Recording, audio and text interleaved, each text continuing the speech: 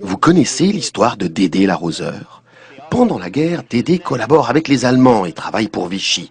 À la Libération, devenu gaulliste, Dédé sauve la mise à son patron, un pharmacien qui avait vendu trop de shampoing au Bosch. En récompense, le pharmacien lui donne sa fille, Liliane, en mariage.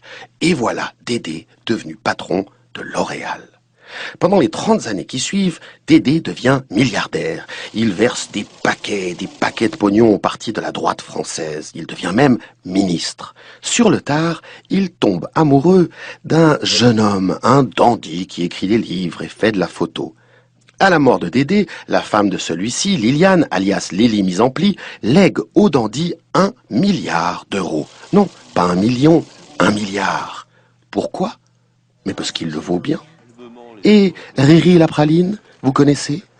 De 2007 à 2010, Riri est ministre en charge des finances de la France. Son épouse, elle, travaille à faire fructifier les milliards de la femme la plus riche du pays.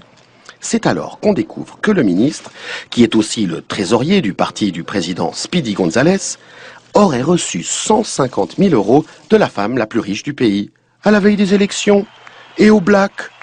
Peu, dit le ministre, c'est même pas vrai. Mais les révélations continuent.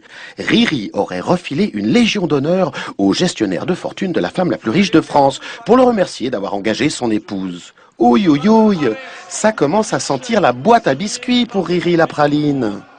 Et Flo, chapeau pointu, vous connaissez? Flo, c'est la femme à Riri. Comme il est maire de Chantilly, Flo, elle a un truc pour les chapeaux et les chevaux. Avec ses copines, l'héritière Lacoste et l'épouse PMU, elle crée une écurie, l'écurie Dams. Et oui, depuis que le président Speedy González a institué le bouclier fiscal, on peut acheter des chevaux de course avec l'argent des impôts.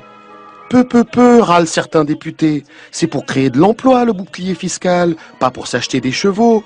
Taratata, répondent Florence Chapeau Pointu et Édouard de Rothschild, patron de France Gallo. On fait ce qu'on veut.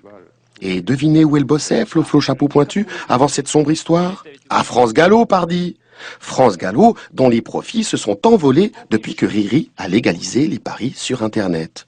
Bref, comme on dit chez L'Oréal, tout ça, c'est parce que je le chevauche bien. Parce que je